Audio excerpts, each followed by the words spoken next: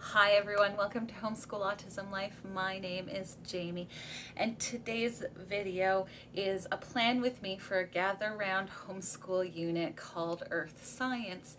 And I've been really excited about doing this one, I think mainly because it's a completely different one from the social studies units where we're talking about geography, and we're talking about so many different things that I think it really is easier for our kids to remain captivated because we're going from volcanoes to glaciers to how rocks are formed, and it's just a little bit different pace of a unit. So that's why I'm super excited about this one, and we've been doing it for about a week, and we're loving it. It's so great, and you can do lots of different activities with it.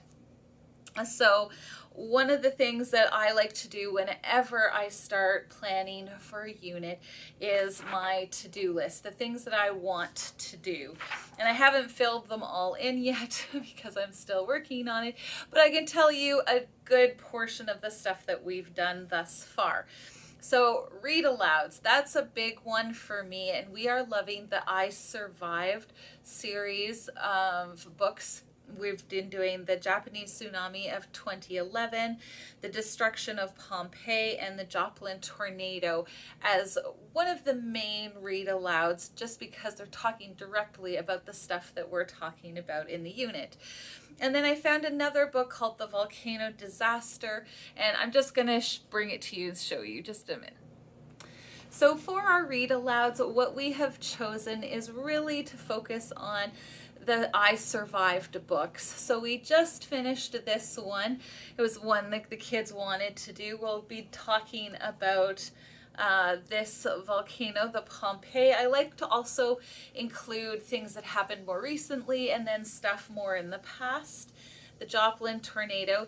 The 2011 was when my youngest daughter was born, and my other daughter was alive. And so for them, it's a little bit more personal because this happened to kids that were around their age or just a little bit older.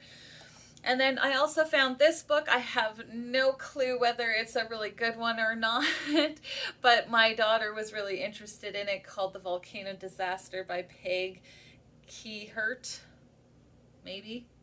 And so that's the other read aloud that we have planned for the docket of read alouds.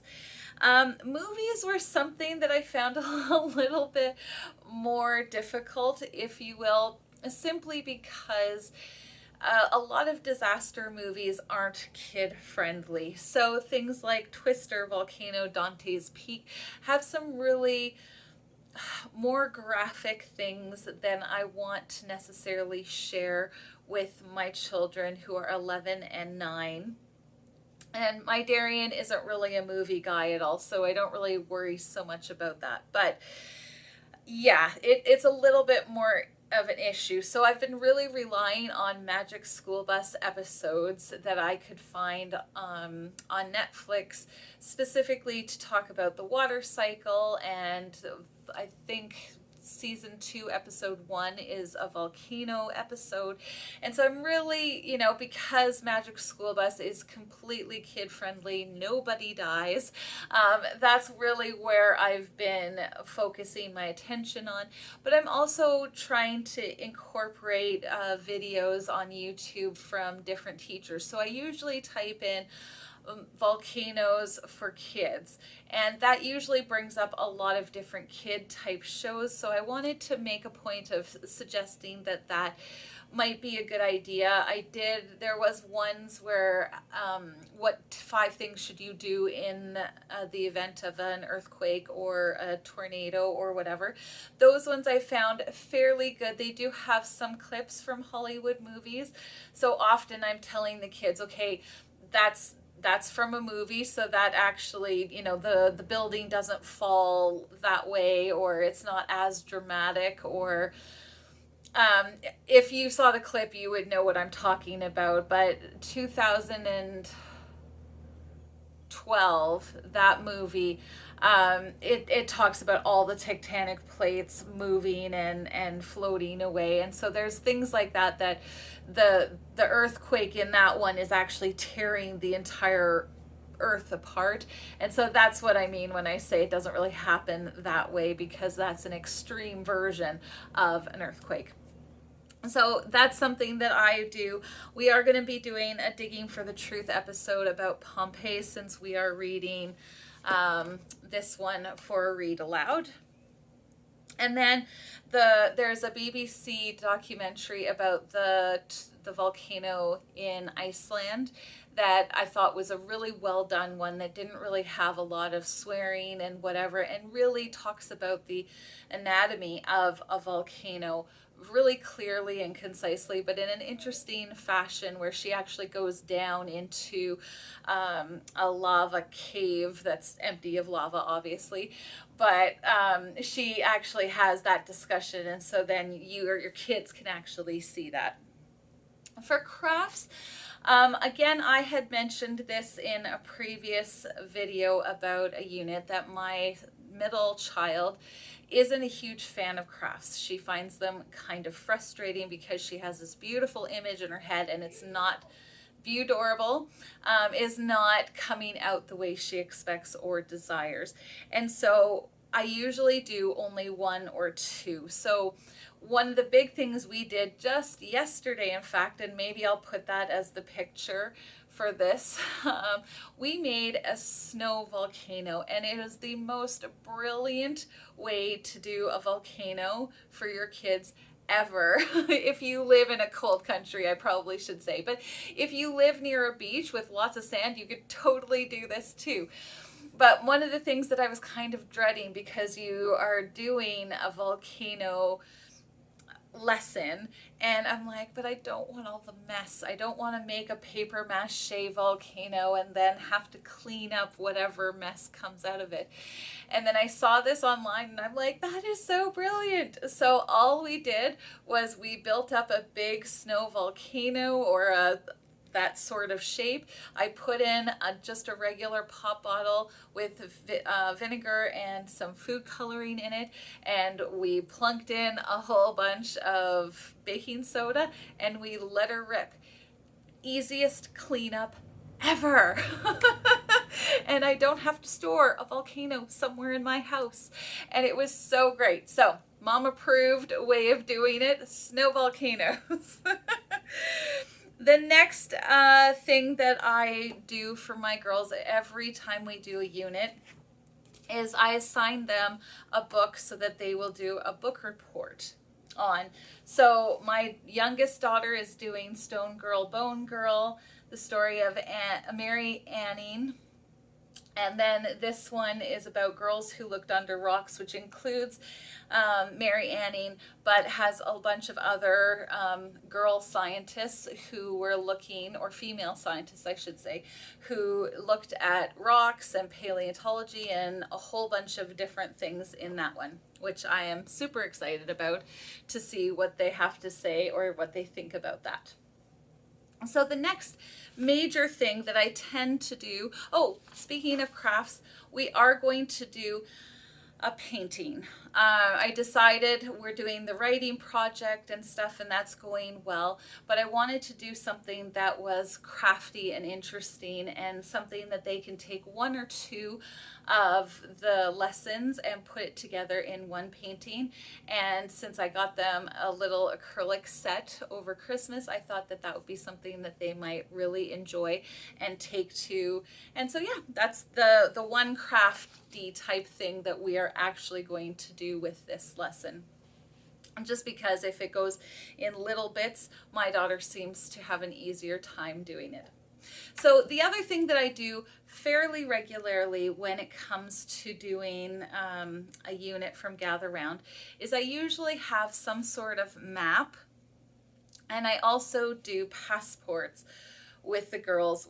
But this one, these are two things that made it a little bit more difficult when it came to planning, was that this unit doesn't really fit either of those. I thought about getting passport stamps for places like Italy, where they have the major volcanoes like Vesuvius and stuff. But some of the other lessons don't really have, like, how do I get a passport for lightning and thunder? Rock formations, meh. And it was the same thing with the map. So what I usually do is on the back side of this painting that I seem to never ever get done, uh, I usually have some sort of map on this, and it's something to kind of solidify to the girls where in the world this is, the country we're studying, or whatever. And I thought about maybe putting like just a simple world map, and then if we talked about certain mountains, we could make a mountain shape in that place on the map. But again, you know, lightning and thunder, rock formations, like there's so many other lessons that didn't really fit. And it was going to be really convoluted instead of really helping them form those connections. So I said, passports get a break. We're not traveling to these places, we're just learning about them. And for the interest on this map that I usually do, I decided to use, and I'm just going to make sure that doesn't fall. Yeah, if I can. I decided to purchase this big book of Earth and Sky. So it's, I don't know if you can probably see it a little bit. Let me pull it out. That's better. It's a 15-foot poster type idea. And so while I didn't have a wall exactly that I could do this and then have part of it on the floor, I have a dog with lots of dog hair, and I don't want that on my books. Ew, gross, yucky. So what I do is instead is I just take the book, and it's folded like an accordion. And whatever we're doing, so when we get to doing the upper atmosphere stuff, this will get just placed on that board. But when it came to the water cycle or mountains or whatever, I just kind of flop it over the top of that, and then the girls can see all of this information, and it's very interesting and beautiful and colorful inside of caves and stuff like that, and rock formations and stuff like that. But the kids can actually look at this stuff without having, you know, it's not quite as interactive as I usually like to have on that board, but at the same time, it still works, it's still interesting, and I think that there's value in it. So one of the last things that I do is every time I have a bookshelf placed right here, you can't see it, it's just out of frame, and I have lots of different books that are specifically meant for casual reading about this unit. And so that's what I'm going to share with you next. And my dependency on Magic School Bus is strong when it comes to this sort of stuff. I've got a couple of really easy ones for Ceana, just because sometimes she's reading and getting tired, so some of these ones can give her a boost in confidence. If you're not familiar with Ceana's story, I'll leave a link down to her eye therapy story, just because she struggled and struggled and struggled to read until we found eye therapy. And so that's why I maintain some really easy books for her. You know, another Magic School Bus. So yeah, Magic School Bus is your friend if you have smaller children doing earth science. This is a fairly easy read book, Kenta and the Big Wave, but it's about the 2011 tsunami. A Twister book. Ocean Alert. Now this one might seem like an odd choice, but it's talks about tempests and yeah, lots of different, the wind and how that affects the land, and tide, which I don't know if we talk tons about this in this one, monsoons.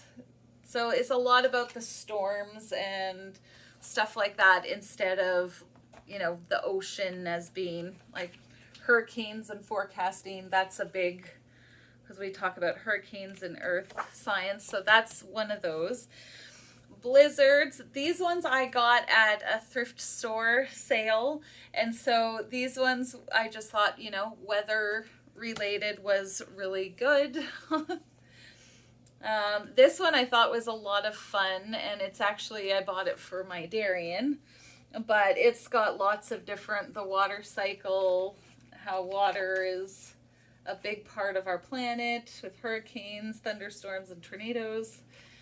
The storms we have, I don't know if you can see it, make sure and then fire and ice. So then this one is just extreme heat and the fire, yeah, lots of stuff like that. So that one's a good one.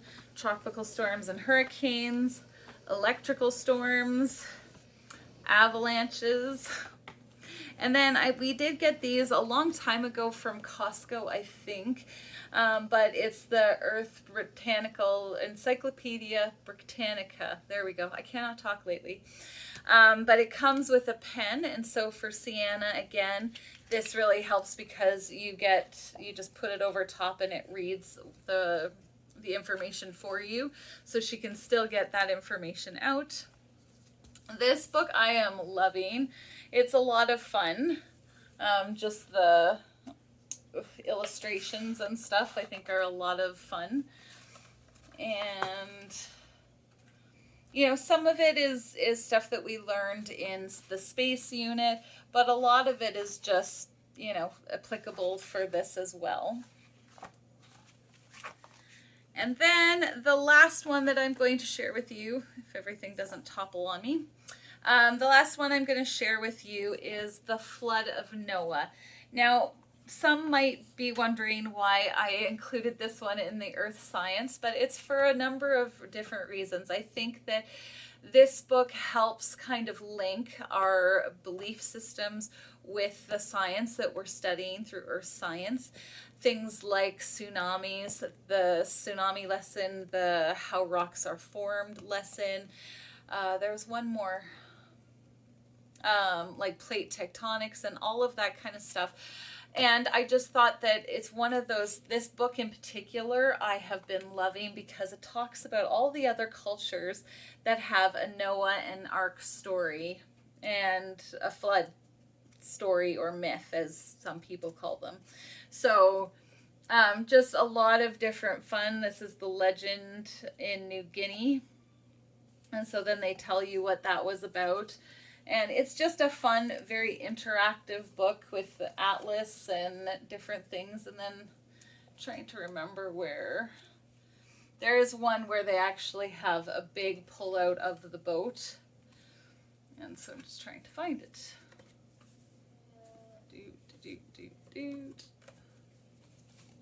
Just a minute. Apparently I'm going to have to like edit this one. There it is. There it is. So this is the big Noah's Ark that they do, and there's like another one that they do as well. And so that is the planning that I've done for Earth Science. I hope that this has been helpful and that you've enjoyed this video. Thanks for watching. Thanks for taking time out of your busy days to spend with me. Have a wonderful, wonderful day. Talk to you later. Bye.